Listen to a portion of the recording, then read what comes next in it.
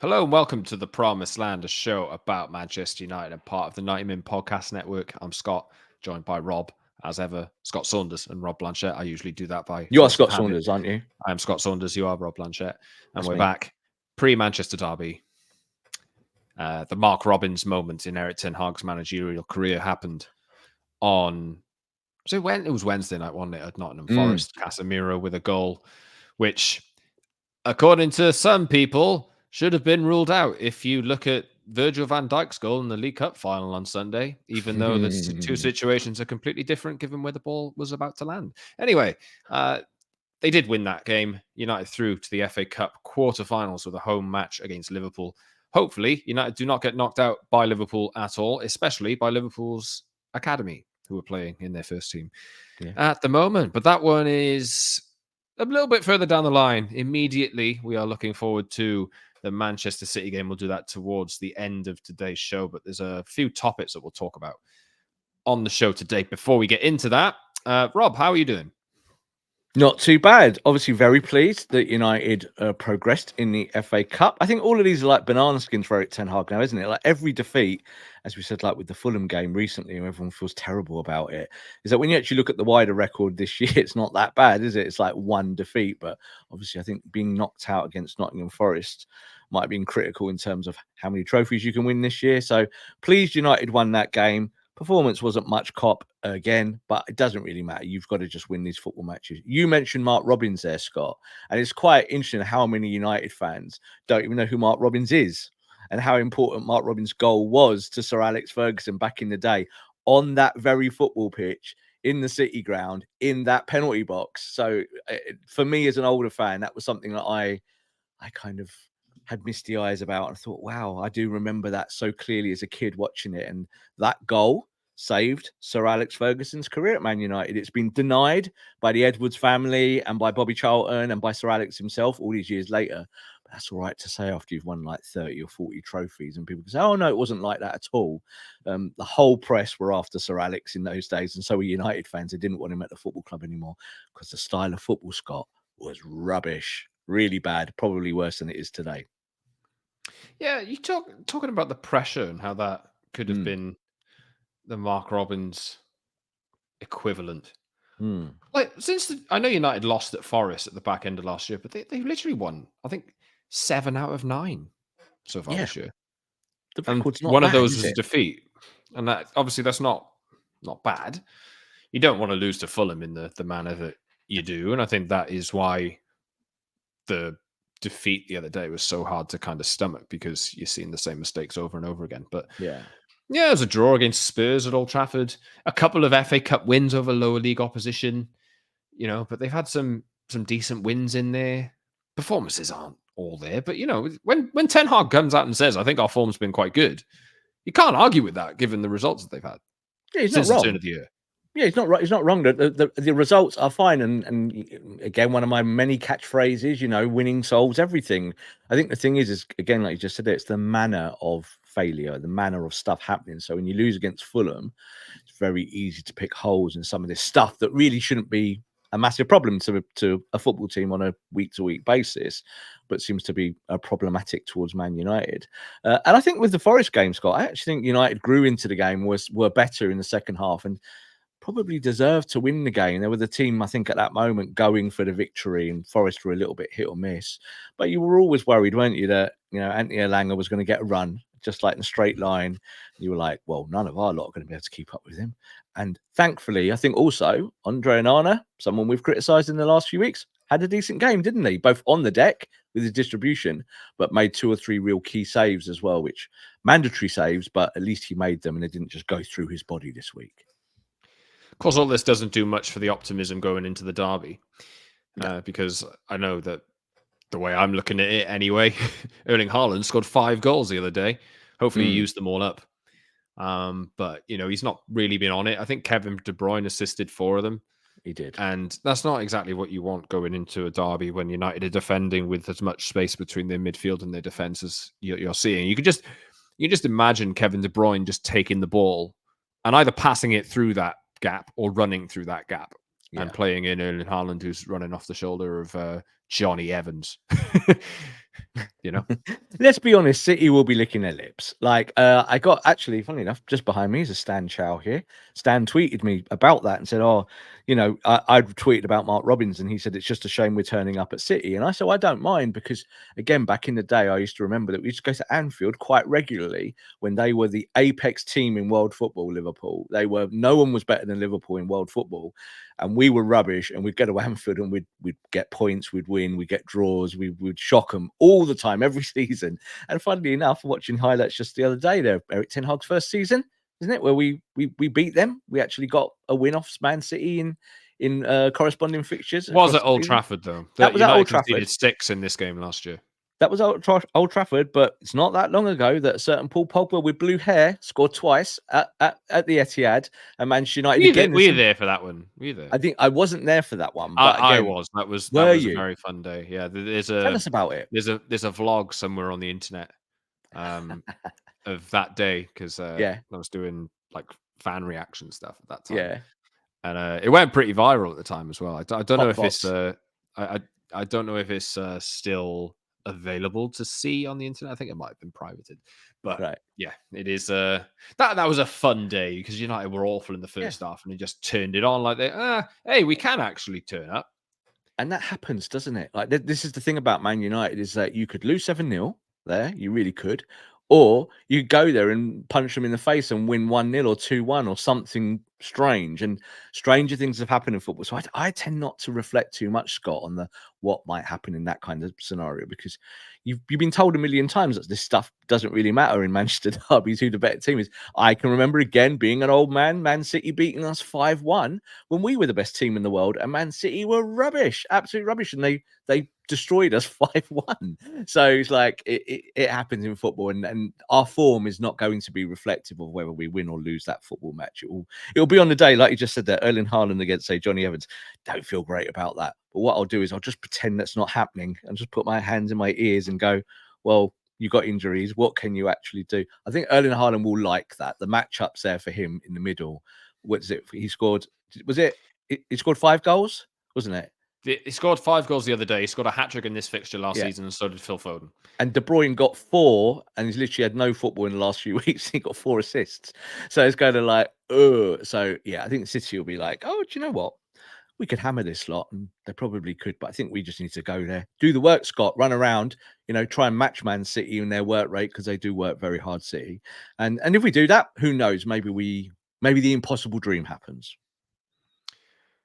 I can say this: I think Chelsea are worse than United, and they went to the Etihad a couple of weeks ago and gave them probably a good game. Deserved to win. I think they maybe even maybe shaded it as the better team. Well, we'll talk about how United go about getting a result later in the show. Anyway, like we did say, we don't want to go too deep into it to start with. No, let's kick off. Marcus Rashford is on the name. Marcus Rashford is on the agenda. His name is all over the media currently. Yes. Because he has spoken. Let's just say he's spoken. Rob, your feelings, your reaction to what Marcus Rashford has put out into the world?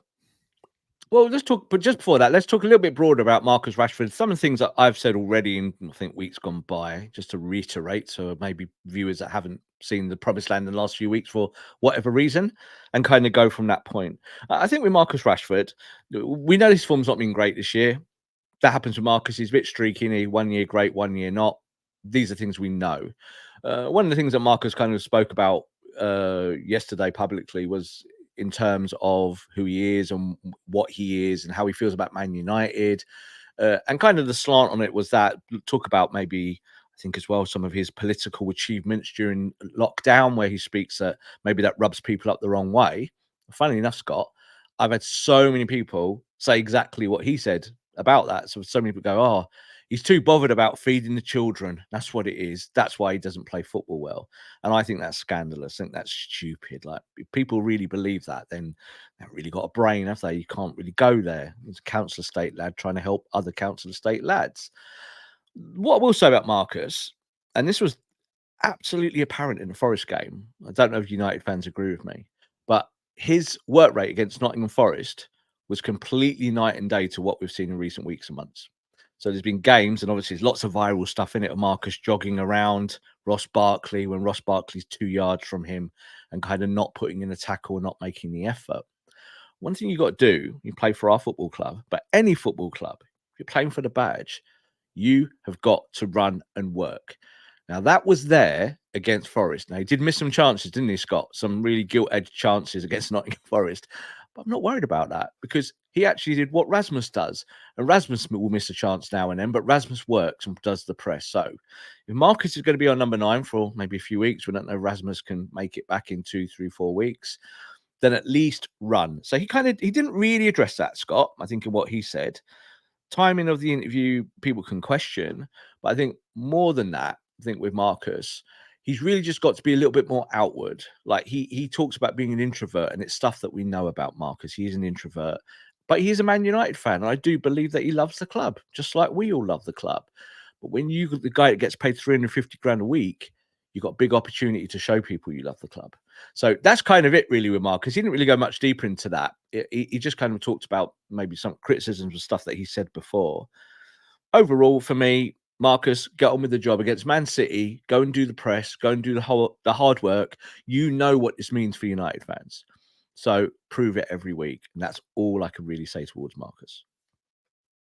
Yeah, he will be leading the line, you'd imagine, in the Manchester derby. He has scored lots of goals in Manchester derbies. One of his earliest memories was in that 1-0 under Louis van Gaal at the Etihad, where he skinned Demichelis, I think it was, wasn't it, and slotted it past Joe. God, see how far City have come in that time. You just said Demichelis. Jesus. Now manager of, I believe, River Plate. I think so. I think he's got a big club. Yeah. I think is he a River manager? I don't know. Actually, I've just completely forgot. Anyway, yeah, Rashford is he'll be playing, and I think he's one of 11 players, maybe up to 16 players on that day who are going to have to play not the game of their lives, but they're really going to, they're under the cosh here. They are by no means the favourites, and obviously, we'll talk about later in the show, as I mentioned just now, how United are going to deal with this, because the way that City, they're not even firing at full strength, but then when you see them score 6 goals in the last game, you kind of think, oh no, well, we're not defending all that well, and if we get a chance, we've got to take it. So, hey, we'll see. But just yeah, Marcus. Yeah, go on. Sorry, go on. No, you go. Go on. So I was just saying, so one more thing off the back of that, obviously, because I tweeted about it before and just kind of said what I just said there about Marcus needing to run. There's a lot of people going to tweet me back there this morning and everything saying, but these players run and they still get hate, and this player runs, Bruno runs and gets hatred. Dan James used to run and get hatred.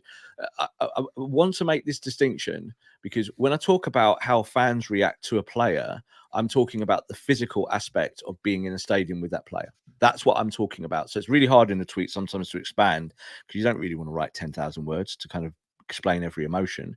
But that's really what I'm going from, is that when Marcus is running in front of us at Old Trafford, run. That's what we demand. And it's how fans feel there. Now, I know on Twitter, Scott, there's hate everywhere. You could score 100 goals and still be hated, couldn't you? Like Marcus last year, brilliant season, was still getting hatred from some fans. So I'm not talking about that aspect. And I know the world now thinks that Twitter is everything. Like Twitter is a kind of barometer of how the world feels. And it really isn't. Twitter is more of a mess of a billion opinions all trying to grab the same space. Do you know what I mean? So when we talk about that and work rate, it is more about those fans that are there. I think about the Forest in the Forest game, how many United fans made that trip there across. And they're the fans that are there every week. So I'm talking more about how they feel when they're watching these players play for them. There's going to be a load of United fans in the Etihad. I think Marcus needs to do them justice, not Twitter, not social media. He needs to do the people there who are paying the money to sing for him. If they're going to sing for you, mate, at least run, do that, and then you're okay, and you'll always have fans backing off the back of that. That's my personal opinion of being someone who's been at games for 30 years.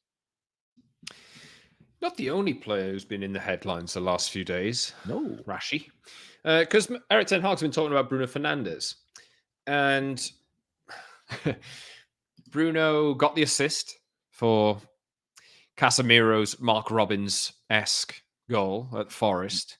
Little header down. Yeah.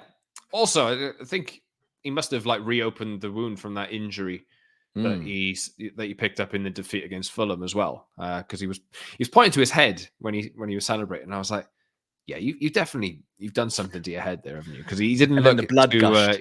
he didn't look too comfortable, and then the blood came out afterwards. Bruno Fernandes though was carrying an injury going into that game. There was a doubt about whether he would play alongside Rafa Varane, and obviously there's been some. Bruno Fernandes is always one of those players that gets a lot of criticism. He's a favorite of a lot of people, but he winds a lot of people up the wrong way as well. And obviously there was that clip of him going around the other day in the dying moments of the Fulham match as United were chasing a goal, where he was tackled and kind of rolls around on the floor. United keep possession. He thinks he might get the ball back, so he jumps back up and he asks for the ball. And Fulham, their social media team, have decided to put that video with some funny music over the top, saying, "Oh, I hope he's all right." Oh, was there funny music? I didn't know that. There was funny music. Yeah, there was funny music. Was it I Benny don't Hill know or something? something along those lines. I don't know what the song exactly was, but definitely it's one of those familiar songs that you know accompanies that kind of clip. And yeah, obviously it got 1 million TikTok views. I checked it because I didn't even know that had happened until Erik ten Hag talked about it. And then Erik ten Hag was asked about it, and I found it quite interesting in his press conference looking ahead to the derby. He was asked about it, and he mentioned social media multiple times. I know. I was shocked when he said it in That's the presser. really quite weird. Like, considering how maybe in certain moments you'll get players or managers saying, "Yeah, I social media is impossible to kind of stop, penetrating into your life. You're obviously going to see some of it, but usually the line is, I don't bother with it. It doesn't come on my radar, or it's better that I ignore it." I don't think that's the case. I think it's so prevalent nowadays that I think everybody sees it. Maybe not everything, but for Erik ten Hag to talk about it, I thought it was quite weird. Yeah, it was weird in the sense. Also, before you start, Rob, I will say that I don't think football clubs like Fulham should be putting that on their social channels. Completely. But they are, in a lot of cases, these social teams are kind of like junior, 22, 25-year-olds. 10-year-olds, as I call them. No offense. I'm not going to say 10, but obviously I think there's a line that professional football clubs should have that separates them from the rest. There's a respect that should go alongside everything that you as a football club are attached to. Yeah, business has realized with social media that if it plays down to the crowd, so if the crowd wants to shout and scream about stuff, and Twitter, primarily has been about the B word for years. Again, inverted commas for people who can't see what I'm doing with my fingers here. Banter. Football clubs have actually gone, and professional businesses, oh, do you know what? If we buy into this banterlicious behavior, then we'll get hits and clicks and people will, turn attention to our product. That's exactly what's happened with Fulham there, isn't it? Fulham have had more eyes. I want to say 1 million people looking at that there. Is there 1 million Fulham fans in the world? I don't really know. I couldn't really call it. But there isn't, is there? So I think the point is that this is all, again, is kind of like viral marketing. How do you get your brand out there? And I agree with you, Scott. Like, I think it's distasteful that football clubs go down this route. I've always said that if I was the leader of one of these football clubs, I would have these big social media bans for my players and my staff. So yeah, we'll do tweets about games upcoming, and we'll do you little bits of viral interviews, and we'll do some nice little fluffy stuff. But we're not going to start getting into the banter arena. Like, that is not for business. But business now does that. I think you see it, don't you, with some major betting companies who have basically made all of their shtick professionally about taking the mickey out of someone else, haven't they? That's how they do it, and that's how they get hits and clicks. I don't really want to see football clubs do that. Like, Manchester United, I think, have been a little bit up and down with it as well. They're not the only organisation, but I'd like to think with our new ownership that maybe they'll sort that out, and that's not something we will see at Man United in years to come with the PR. But this is what they do, isn't it? Like, Fulham have done that, calling out a player, but then what does that generate, Scott? It does generate hatred. It does generate controversy. So Eric mentioned it was interesting because that tells me he's been briefed, because there's no way Eric Ten Hag's on TikTok. Like literally no way. He didn't even really know. Also, did you see the incident the other week about Michael Beale? No. What was that from? Oh, Sorry. no, you haven't seen this. Which bit? Which bit? Sorry, you tell me.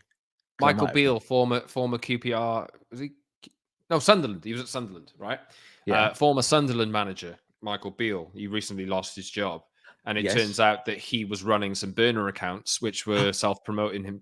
You haven't seen this? No. If you haven't seen this, just go back to, I think... I've been off the radar for a week, so I've missed a lot of this. Oh, you need to... If you haven't seen this, everyone listening, you need to see this. I think the Second Tier podcast was the one who shared it. It was about a week or 10 days ago. So you might have to dig it up a little bit. But Michael Beale... So when we say we don't think that people are actually, like, people in managerial positions are on these social media platforms, there's evidence. It's not always the case. Sunderland sacked Michael Beale after 12 games in charge, and I know we're going off topic here. Yeah, but there was a whole big thing about it, and it was quite entertaining. He was accused of using why they sacked him. I don't think so. I don't know, but he was accused of using anonymous Twitter account to hit back at critics, and a lot of it was going in on the fans who were not backing the team and him. Right. And it turns out that there was some links that, like, people had made on some social media users had made from something, a name of something, or an account, or an account that he'd used previously, and there was linked to something on his LinkedIn, and then he put two and two together, and it was you go and check it out. Go and check it out. It was very, very interesting. Anyway, off topic that was, but just in general, actually, if he has done that, right? Just again, sorry, if he has done that, and that is something that's real, that is a sackable offence, because if that gets revealed, like I thought about this the other week when he got sacked, and it was like 12 games, wasn't it? And we were like, okay, things are not going well. There was a couple of issues with a player or two, wasn't there? And that was all kind of very public. With, your dirty washing out there on the line, everyone can see it. But it was a bit like, well, that's a bit strange that you'd sack someone after 12 games for those things. But that tells me a lot, because if he's doing that secretly and that's been investigated, and say the club have found that out, then that's a sackable offence. It really is. And this is where now social media becomes more important than it should be. Do you get what I mean? Because he should know as a grown-up that you shouldn't do that, and you're kind of contravening your own contract there by doing that kind of stuff. So that's interesting, Scott. I would thank you for informing me and the audience of that, and I will definitely go back and have a little bit of an investigation on that and have a look. It was very funny. Very funny. But we know players do this. We know they have burner accounts. We know this happens. So it is there, but you can't tell everyone to do the same thing, even though that's really what you have to do. You have to kind of say, this is our kind of our line on social media. And really, a manager of any kind of professional football club should not be doing that. Just get your head down. Do not look at it. Get on with your life. What are you doing? Tweeting people saying from an anonymous account that you should back the manager? Like, you're one voice in a million and no one's listening. So kind of like, it's a bit of a strange one, that, isn't it? Let's hope United never end up doing that. Yeah. Anyway, so that's Bruno Fernandes. You'd imagine he'll play in the derby on Sunday. As we understand it, no new injury concerns for United, unless something magically turns up in the next two training sessions.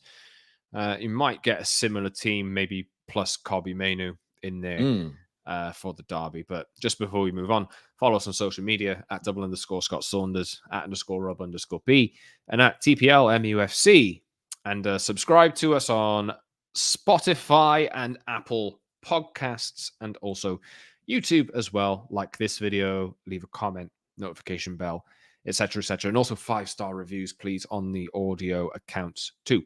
And follow Scott on TikTok. Yeah, I try, but and send him abuse there if you want. That's fine, because it's nothing to do. I'll tell you what, our Harry, our Arsenal fan friend and / producer, is killing it on TikTok at the moment. He called out Rio Ferdinand the other day as well. Did he? For his comments on Mikel Arteta walking into Man United, if they called him. Anyway, right. Let's. I think that's Rio getting what he wants. I think that's Rio wants the interaction, people. Dig, dig, dig. We can take Arteta. Dig, dig, dig, dig, dig, dig, dig. Like, oh, okay, whatever. But then again, we are a bigger club than Arsenal, so I kind of get the premise. Right. I think we said at one point that we'd never talk about him again on Double the pod. P. PP. Yeah. Look, Paul Pogba. We felt like we should talk about this really because he's synonymous with United, whether that's in a good or a bad way. Obviously, he left the club a couple of years ago, but his career since has not gone on to any better levels. And also, this week he's been banned for 4 years from football for doping offences, which, however that has come about, he's failed a test. I don't think, like from what I understand of the situation, I don't think he's done that knowingly. He's also come out and said he never knowingly took any banned substances. But just Rob, in general, it's sad, isn't it? Like, how do you feel about it? I wanted the best for him. I wanted Pogba to go somewhere else and fulfill potential, or go and play his career out somewhere else, because I think he's a really talented footballer. But obviously, this could, pending an appeal. I think there's an appeal process. Yeah, his career could be over. Effectively, I think this. He plays out the ban in full. He wouldn't return to a football pitch till he was 34. So, kind of best years are behind you. It is sad, Scott. But what I'll say is, I think when you think about either drug cheats or kind of changing your own chemical compounds in your body so you can perform more, this is something that he's been accused of, obviously taking testosterone and that being proved a hormone for performance. As someone that covered Tour de France's in years gone by and seeing Lance Armstrong basically lie and cheat his way to these titles and actually stand in front of a camera and deny it in a kind of complete barefaced way, I'm also very aware that sportsmen do lie even when they're caught. If they're caught, they might say, "Oh, I didn't do it, boss." There's no doubt that Paul Pogba is going to take this down to the Court of Arbitration for Sport, and he might obviously get a reduced ban or something or the other. Both his tests A and B were proved positive, so that's not a good look for him. But I also think, Scott, like the whole system, I don't really know how it works anymore. Like to get caught in this manner and then get a 4-year ban does seem massive compared to some of the bans that we've seen for other stuff. Like, funnily enough, if you take recreational drugs, you receive a smaller ban, even though that might be more illegal in the wider arena of the context of what you're taking. So sport tries to take these things very seriously. I'm not quite sure it's still got a very good framework for how it administers bans and how things are judged. Paul Pogba's getting a 4-year ban. That's the end of his career, effectively. He might be able to come back when he's 34. I don't really have sympathy for Paul Pogba, unless, of course, he is innocent and he can prove that somewhere down the line. But I also think, Scott, it's kind of mentioned recently on certain other podcasts and by ex-Man United players, that doping, as we'd like to call it, has been going on in football since the 80s and the 90s, really has been. And just a lot of players got away with it because there wasn't the systems in place. I think Gary Neville and Roy Keane talk about some Italian teams that they played in the past that when they came off the football pitch, they were like, those lot are on something because they were running in a way that we can't. This is difficult. So that's been a common conversation. I've spoken to ex-players before about this in depth, and doping is a funny one because, I do believe actually, there was questions about Arsene Wenger's methods many years ago, and that was a huge news story at the time, and nothing obviously was proved. So I'm not making any assertion there, but stuff's been going on, hasn't it, for years? Man City have also had these things kind of thrown at them in recent years about performance. So I think the system. I think what we need to see is football actually have a bit more clearer guidelines on these things, because they kind of pop up and then you get a player gets 4-year ban. If he's taking testosterone, Scott, there's probably quite a lot of players taking it who are getting away with it, and you need to go and find those players as well. Of course, Andre Onana missed a period of time after I think he mistakenly took one of his partner's tablets. I can't remember exactly what they were, and he got a ban from football for it. This happens so often because we want sports people to be 100% accountable for what they do, what they take in, put in their mouth and stab into their arms. They're constantly given blood tests at football clubs, Scott, once and twice a week. Yeah, so none of this stuff can really get missed. Like, it can't be. There's so many tests on footballers today. They're like guinea pigs. So it is there. But, you know, if a player hasn't really got it all up here or just thinks, oh, I'm ill today, so I'm going to just pop that pill because they're so used to taking supplements, it is really easy to make that mistake. It's happened so many times in multiple sports. So I think in football, it's something we've not had our eyes on for many, many years. And I think it's actually been happening quietly behind the scenes anyway. So it'll be interesting to see if this goes any further, because I actually think Pogba could be innocent. He really could be. He might well. He's got so many people working for him, Scott, telling him to do stuff. And I think we're seeing with Paul Pogba that he's quite influenced by a lot of that stuff. He's got a huge team behind the scenes. Can you believe that the doctors and stuff that work with him would allow it to escalate to this level where he's ended up with a 4-year ban? It's kind of strange. Doesn't really work well for Italian football, because I've had this happen before in Italian football quite often. And people go, oh, it doesn't happen in England. Well, it does happen in England. It's just that obviously people are covering up a little bit more. Thank God, Scott, you know, fingers crossed here that he doesn't play for a football club anymore. That's all I was thinking when it all broke. I was like, this news story, which is a big news story, would be 1,000 times bigger. We'd be doing 3-hour show on it today about Paul Pogba, Man United superstar, being given a 4-year doping ban. Thankfully, we can just mention it, we can kind of address it, and we can move on. Speaking of moving on, we'll move on to the Manchester derby. And we touched on, I've written it down, that's really not a thing. Say it, Scott. Casemiro, a mix of Casemiro and Mark Robbins, and it just doesn't work. Anyway, Casemiro, yes, that's exactly what I had written down. It just doesn't sound very good. But there are some. What's that? Marcamiro. Yes, there you go. Neither work that well, Scott. We won't put that on the thumbnail, okay?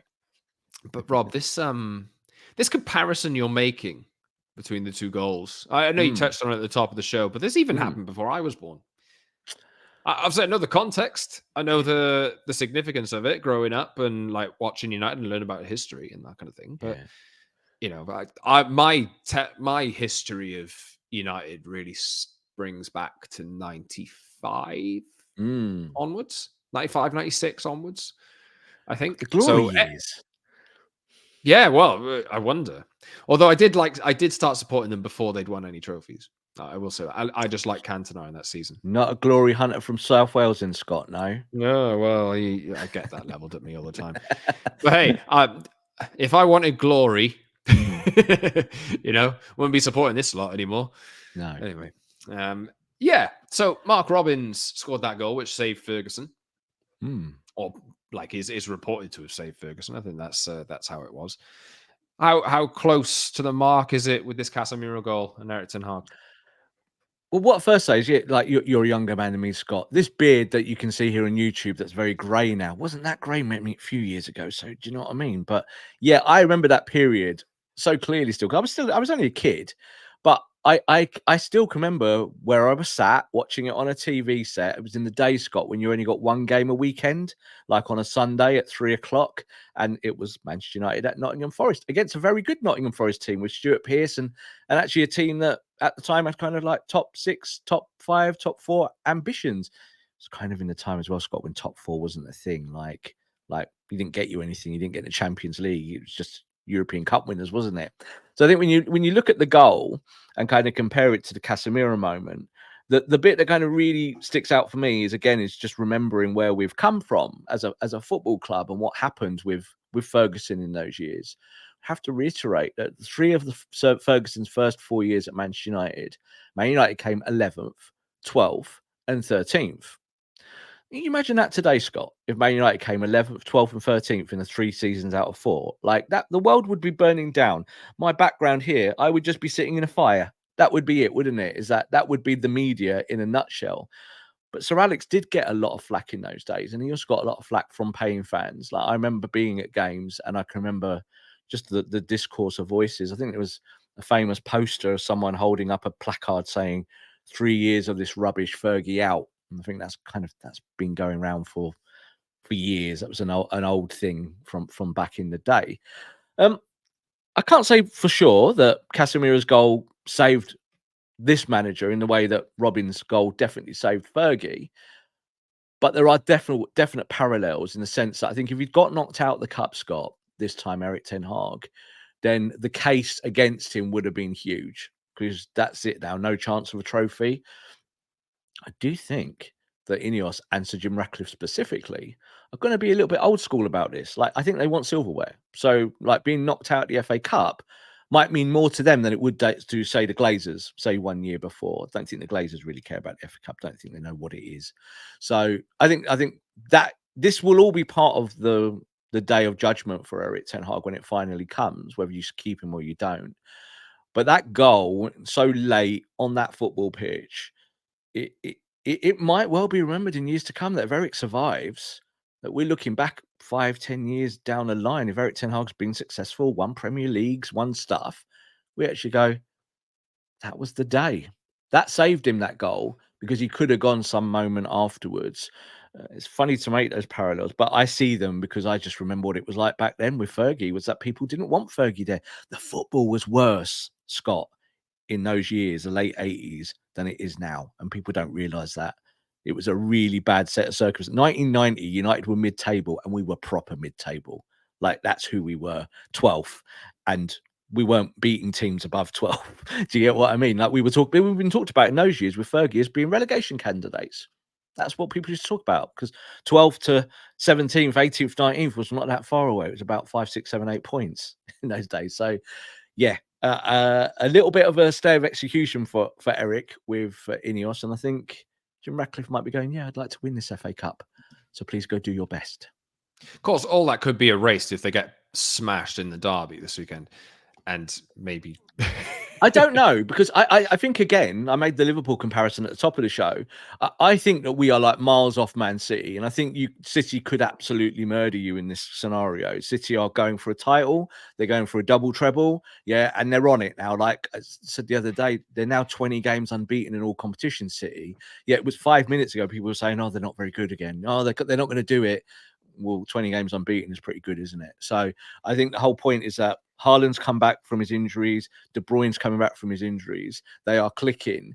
And I go into that game with zero expectation. Like, I do think we probably will lose. But at the same time, I've seen all this before. And I know that it can be the other way. I don't think any result at the Etihad will see this manager being sacked. I think it was more likely that if you go to Forest and fail, Scott, against Nottingham Forest, who are getting relegated, maybe, you know, one of those teams near that end of the table, then you'll get judged a lot quicker and a lot harsher.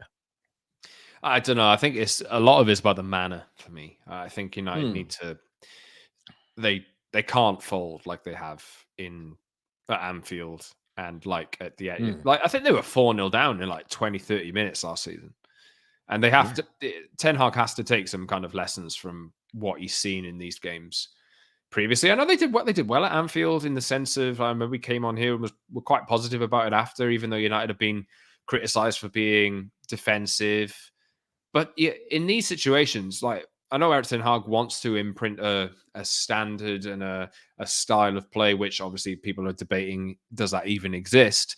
I think he's trying, it's just you're not seeing it.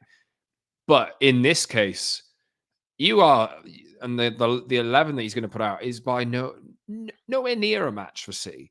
So you have to accommodate, and this is my approach going into this game. You have to change up what you're doing to get a result, and I feel like the same approach as at Liverpool. I don't know whether it will work the same, but you know, when Chelsea went there a couple of weeks ago, I don't know if we talked about this on the pod, Rob, but I have said in other places, when Chelsea went there and got a draw 2 weeks ago, it reminded me of Ollie. It really did. That style of football reminded me of Solskjaer. Nicholas Jackson was Dan James. Like that was the outball. And you know, I feel like sometimes if you play that way and City score early on, your game plan goes out the window. But Ole Gunnar Solskjaer had a fantastic record against Pep, especially at the Etihad as well. Yeah. Low block, double pivot, counter attack. Like, I think sometimes in football we over complicate stuff. Like, City are going to have all of the ball, aren't they? I bet you City will have 80% possession against Man United. They will absolutely dominate the ball, but they'll use it as well. And they'll also get themselves, like we didn't mention one player there's Phil Foden. Phil Foden's probably in the form of his life at the moment, especially in terms of production. Like he's really cooking in the final third at the moment. So you've got 3 players there, but any of the Man City players can hurt you on any given day. You just said about Ole. Ole used to have a really good record in these kind of matches, didn't he, overall? Because Ole would set up and he would spoil, and you'd have Fred and McTominay, and they would just sit and they would go do the work there, and then you would counter-attack with your pace.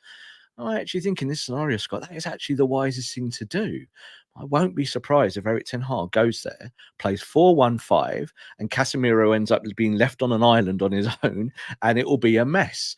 One thing you might be able to work with, Scott, in terms of numbers, is we didn't mention him too much here, but Amrabat played left back against Forest, and in the second half, what we saw from Sofyan Amrabat is that he can absolutely drive certain areas in midfield, inverting from the left hand side, and make you a better team in those moments in parts of the pitch where you normally get outnumbered, where you normally get all that space is there. Yeah, and we've said this about United before, is that when the ball comes out from the back, there's sometimes 50 yards between them and the defence.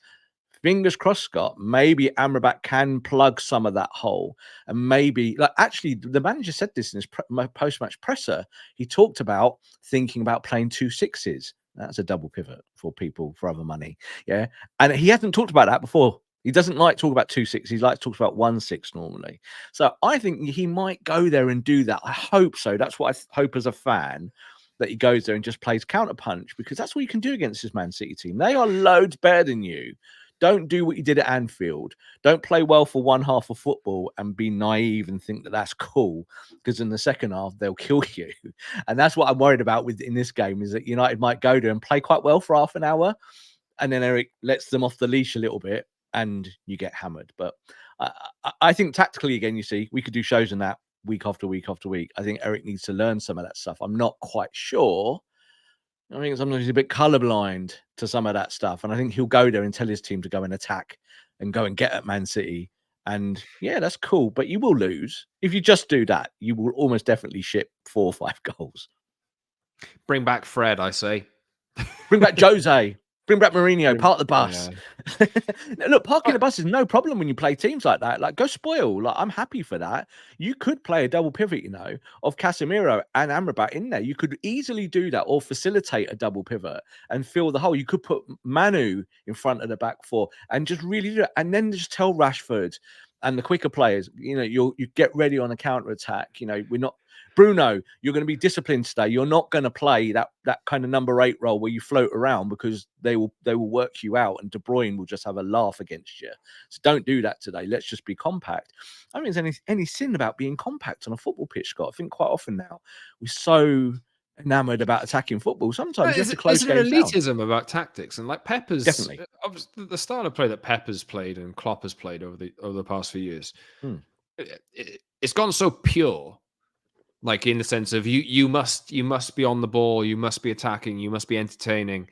Yeah, I'm firmly in the camp. I think there's a space for the way Mourinho plays football. Remember when he went to Barcelona and absolutely stunk the place out? Yeah, with Inter, and he got killed for it, but he won the title. Yeah, he won the Champions League. Yeah. And I think the way that football's gone over the past few years, like, there's not one way to play football. And I'm happy. I'm completely happy with that. If United go there and spoil the game, and they keep it tight, and they're in the last 10 minutes, and they're like, "Oh, we could nick this," well, that's fine. Like, But even if you end up losing, if you end up losing late on and you don't show enough, then fine, you can criticize it. But you gotta show that you have a threat, and United do have enough players who can be a threat. I want the boys to go there and work hard. That's all I want to see. If you lose a game, I'm not going to go home and cry, because ultimately they are loads better than you, and they're chasing things that you can only dream of, like their double treble. So they're going to be more motivated in certain parts of it. But Man United need to go there and do the work. And I think this is what we have questioned this season, repeatedly, is that this team will turn up when it wants, and when it doesn't want, it will fall off. Quite often, Scott, as we said, like the Anfield game, is that they'll pay well for 40 minutes, they'll work really hard. Second half, they'll just look bamboozled. Like, they're not even on the football pitch. They might as well have gone home at half time. We've seen that performance too many times. So for me, that's all that really matters. And that's why the manager went there to spoil, and actually players worked hard and stopped Man City at source, played 2 blocks of 4 or 5 with a 5 there, and you play a low block. I'm fine with that. Like, I'm not one of these people that thinks football is about entertainment. I think football is a sport. So the sporting side of it is, Scott, is that you've got to go and try and win, or try and not let the others beat you. Like, you've got to find a way. Soccer is unique because we have a draw in football, don't we? Like other sports in America and American sports that I follow, there are no draws. You just have overtime and then someone wins.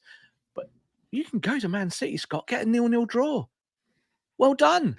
That's the job done, isn't it? You've done your job there against a much superior being in Man City. So that's what I want to see. Go there, work hard. But I don't want to come into our show next week, Scott, and then go, all right, so we're talking about how bad Man United were in the press. That it just didn't bother. They didn't have any shape.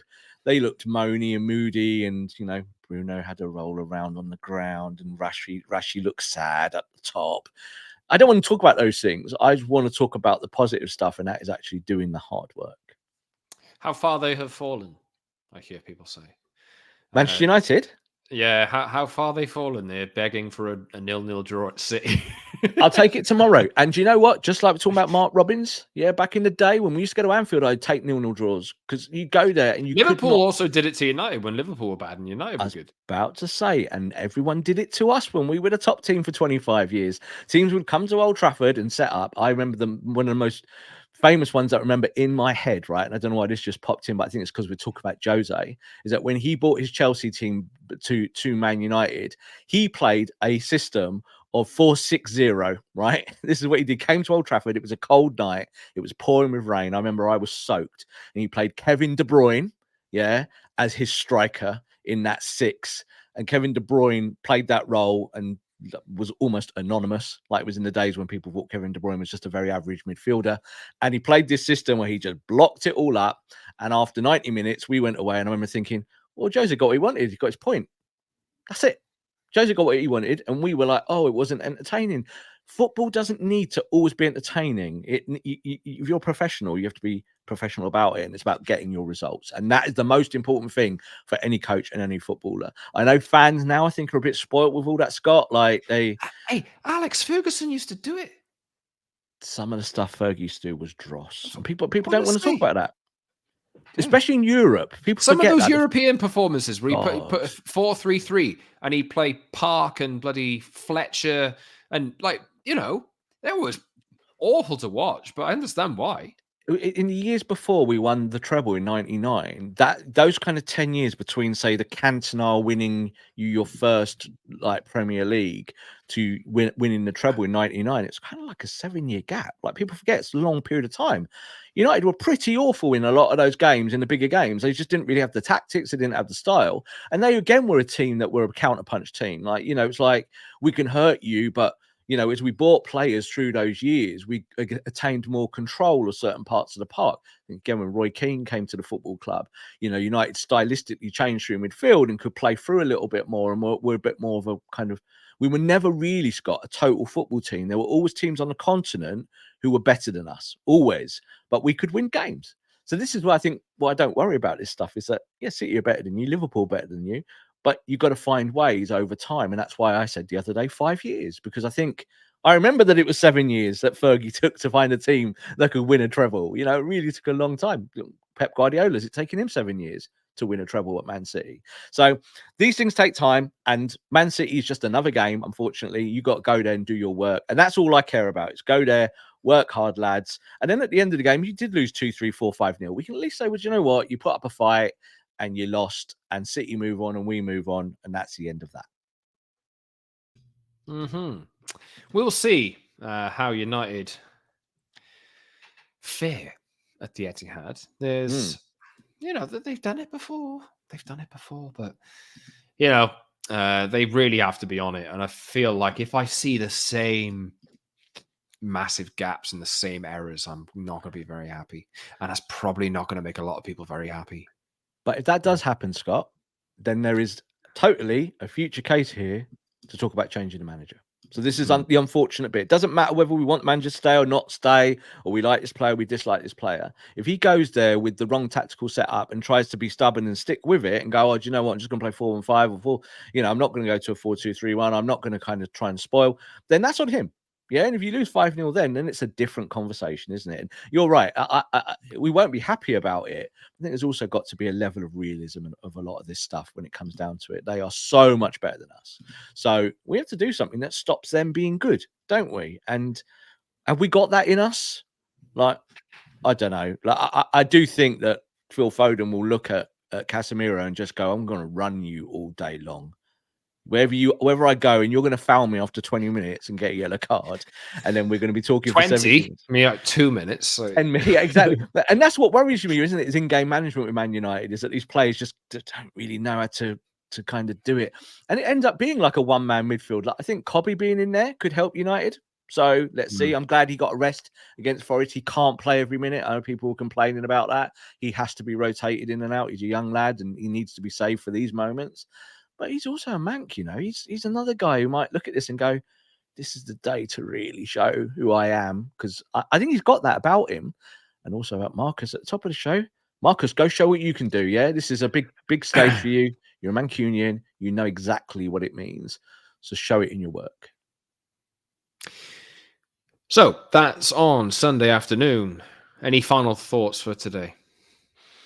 No final thoughts. I think just in case of enjoy the game, everyone, if you can.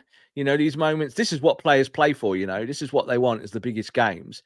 It's just that this is also where maybe the stakes are at their highest. I'm always more worried, Scott, when Fulham turn up against Man United than I'm going to Man City, because you always know that the dysfunction could happen at any moment against the team you should be beating. But no, I don't know. How do you feel about it, Scott? I think the inevitable will happen where United lose. 2-1 United victory, then I was going to say. Well, crazy things have happened. I was having this conversation yesterday. I think worse teams have gone to City in the past and won. This year, they've struggled at times. I've seen visitors go there and actually work some of Man City's tactics out because, let's be honest, Scott, we all know what they do. It's like the most obvious thing in the world. It's just how do you stop it? Yeah. So, hey, you can always hope. You can hope. Rashford hat-trick. Yeah, well, he's, be interesting, wouldn't it? Let's see what happens. United go to Man City Sunday afternoon in the UK, looking to get back on the road to recovery in the Premier League. They're through in the FA Cup. They'll play Liverpool in 2 weeks' time, 2 weekends' time, which is an interesting turn of events at Old Trafford as well. So we'll talk about that closer to the time. We'll be back live after the game. Yeah, let's do a live one on. Let's do it. Yeah, keep an eye out. We'll be, if you've got this far and you're still listening, we may drop a live show immediately reacting to City 7, Man United 8. so dour there. I said 8-7. 8-7. Well, that's not the right one, Scott. That's unrealistic. Wow. No, look, as I said, if it's a 0-0 draw, we will still go live because it might be a really interesting 0-0 draw. Who knows? Yeah, fingers crossed United can win. Anyway, it might be like a quasi celebration if we get a 0-0 draw. maybe. Yeah. Anyway, right. Subscribe wherever you get your podcasts and watch us on YouTube. The Promised Land of Man United podcast. Like the video, subscribe, hit the comment section, get in there, leave a comment for us, and pop the notification bell on so you never miss a show. Just on the comments as well. Keep them coming in. One day we'll mount these comments together and we'll make a show out of it. Just because we're getting a lot of them, and we really appreciate the support that you send us. Even the criticism. If you want to give us a little bit of criticism, feel free. We'll talk about it. We'll address it. It's fine. Just don't swear at me. That's all I ask. It's nice to be nice, isn't it? Like, criticism, constructive criticism is absolutely fine. But, like, we don't enjoy the abuse, do we, Scott? But unfortunately, again, in our platforms, this is what happens, is that you will still get some kind of form of abuse. Mm-hmm. Anyway, yeah, get involved in those. Apple and Spotify is where you can find us on the podcasts for the audio if you haven't subscribed already. And social media at _, Scott Saunders on X, IG, TikTok, at _Rob_B on X and YouTube, and at TPLMUFC on X as well. Recently passed 1 million downloads and views as well, which is a nice little milestone for us. And yeah, like we say, really appreciate the support. Hopefully, we'll be hitting 1 billion soon. 1 billion. Well, this I remember years ago when I had my millionth read. Yeah, I remember going back over time, and I remember thinking, "Oh, that was amazing!" Like 1 million reads, and then I think I got up to 87 million or something like that reads over that 10-year period. So that's it, Scott. That's our first million. So now we move on, obviously, to the next one, which will be 2 million. So, but yes, thank you, everyone. Yeah, just on the accumulation of reads before we go, there was I writing for 90 Min in my early years was the first to reach 10 million reads. And as a reward, they sent me to Man United versus Everton, Radamel Falcao, that game where David De Gea saved a penalty. I remember made some amazing saves. Yeah, Radamel Falcao. I think he scored that day. 2-1 win, if I remember rightly.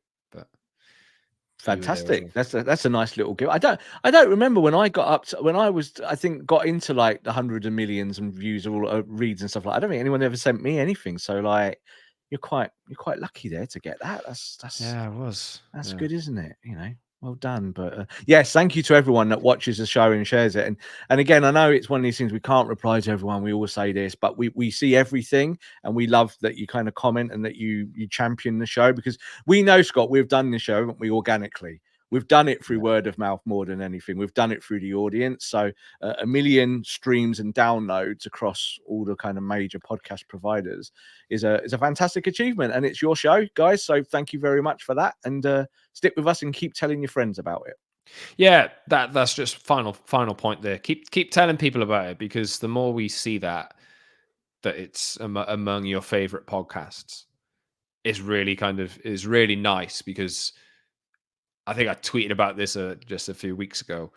There's obviously a lot of bluster, a lot of noise out there, and we feel like we might contribute to it sometimes, but we inevitably try not to, and try and take a reasoned voice on most things, even just if that means like leaving topics to settle, the dust to settle on things a little bit, so we don't have to be reactionary, because it's such a reactionary world nowadays that we just feel like maybe there's somewhere in the middle that maybe people are a little bit sick of the shouty stuff. Oh, gotcha. Like, in our original pre-production, before we ever did our first show, that was what we talked about, wasn't it? Again, was don't get too high, don't get too low, and kind of using that as the mantra going forward. And we've done our best to try and stay away from just stuff that's your typical clickbaity stuff. Like, we have to talk about some things that are more in that arena. But overall, Scott, we didn't want that for this show, did we? So the fact that we kind of took that as our philosophy for our little football club here, kind of the Promised Land FC, and we decided we were going. That's it. We were going to. What's the formation? 4-3-3 with one inverted fullback. Total football. No, do you know what? No, 3-4-3. That's what I've decided. Because I want us to have control from the back. So right. Antonio Conte, in you come. Okay. Great. Yeah, so we're not Antonio Conte. So we're not regressive, because then we would have done clickbait. You know, we'd have done stuff that looked good. Watch now. He played 3-4-3, didn't he, at Chelsea? Yeah, we're gonna have on the thumbnail after City beat United, Rob and me on the thumbnail with shocked faces, like that. Yeah, you can just tell that I get my phone and turn that into a thumbnail, going, Rashy hat trick. There you go, in that face like that. There, again, got to go on YouTube and look for our faces, because quite often, you must be listening to it on Spotify or Apple, or downloaded it, and you've gone, what faces are they making? I can't see that when I'm just listening to something. But yeah, sorry about that. Jump on YouTube and you'll see all our funny faces. Right, we'll be back Sunday evening. Join us on YouTube Live. We'll also upload the audio pretty soon after that as well. But we'll be taking some listener and viewer questions as well, if you want to get them in. So really appreciate all the support. Really appreciate you sticking with us through this sub 59 minutes of the latest episode of the Promised Land podcast from Scott and Rob. That's it. Be back after the City game on Sunday. Fingers crossed United can take something, but we will see. Until next time, everyone. See you soon.